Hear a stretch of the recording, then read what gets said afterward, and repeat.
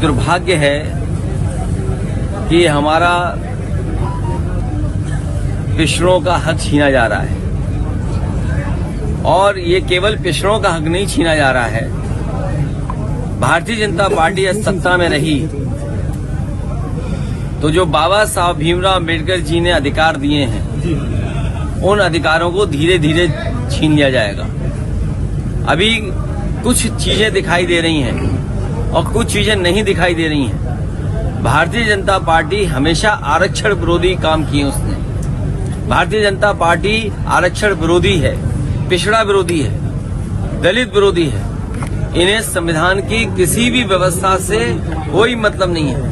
जो बाबा साहब भीमराव अम्बेडकर जी ने अधिकार दिए थे, उन अधिकारों को धीरे धीरे भारतीय जनता पार्टी छीनना चाहती है, और जितने भी उनमें पिछड़े नेता हैं वो सब मुंह बंद करके बैठे हुए हैं। तो आरक्षण खत्म हो रहा है, ये सब छीन लेगी भारतीय जनता पार्टी। राहुल जी ने न्योता दिया है आप लोगों को। अरे न्योता हम तुम्हारे सामने खड़े, कहीं न्योता हो तो बता दो। अगर तुम्हारी जेब में हो इन्विटेशन तो बता दो। आप उनकी भारत जोड़ो यात्रा। अरे भाई मैं क्या कह रहा हूँ, आरक्षण बड़ा सवाल है।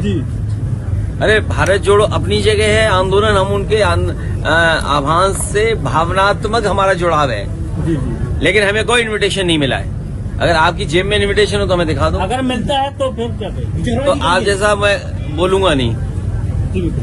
सबसे बड़ा महत्वपूर्ण मामला है कि आज आरक्षण पे हमला हुआ है।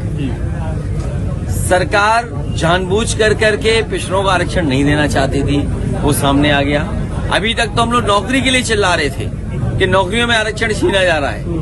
बाबा साहब भीमराव अम्बेडकर जी का जो सपना था, उस सपने को तोड़ रहे हैं। सब प्राइवेट कर रहे थे, कंपनियां एक एक करके बेच रहे थे। अगर सब सरकारी कंपनियां बिक जाएंगी, नौकरियां नहीं निकलेंगी, तो अंतर्गत आरक्षण खत्म। तो और यहाँ तो दिखाई दे गया जो आरक्षण मिलना चाहिए था, अगर सरकार सही तरीके से पैरवी करती, सरकार सही तरीके से पक्ष रखती, तो आज पिछड़ों को आरक्षण मिलता। और जनगणना की बात कोई पहली नहीं हुई है बात। आप याद कीजिए, जिस समय जाति जनगणना की बात हुई, समाजवादी पार्टी इस पक्ष में रही कि सभी जातियों की जनगणना की जाए, लेकिन आखिरकार भारतीय जनता पार्टी को कौन रोकता है कि जनगणना ना करे? अगर सरकार सही तरीके से पैरवी करती, सरकार सही तरीके से पक्ष रखती, तो आज पिछड़ों को आरक्षण मिलता। और जनगणना की बात कोई पहली नहीं हुई है बात। आप याद कीजिए, जिस समय जाति जनगणना की बात हुई, समाजवादी पार्टी इस पक्ष में रही कि सभी जातियों की जनगणना की जाए, लेकिन आखिरकार भारतीय जनता पार्टी को कौन रोकता है कि जनगणना ना करे? क्योंकि जनगणना करने से हर जाति को अपनी आबादी की जानकारी हो जाएगी। भारतीय जनता पार्टी कभी नहीं चाहेगी कि हर व्यक्ति अपने जाति के हिसाब से जानकारी कर ले कि वो आबादी में किस संख्या में है। वो मेरी जानकारी में नहीं आया है, और वो जानकारी में नहीं है, इसलिए मैं कुछ कह नहीं सकता।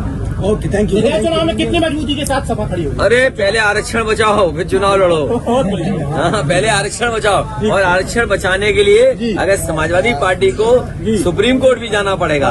हमारे पिछड़े जो संगठन के लोगों ने अगर आरक्षण बचाने के लिए सुप्रीम कोर्ट जाना पड़ेगा, तो हमारी पार्टी के लोग जाएंगे।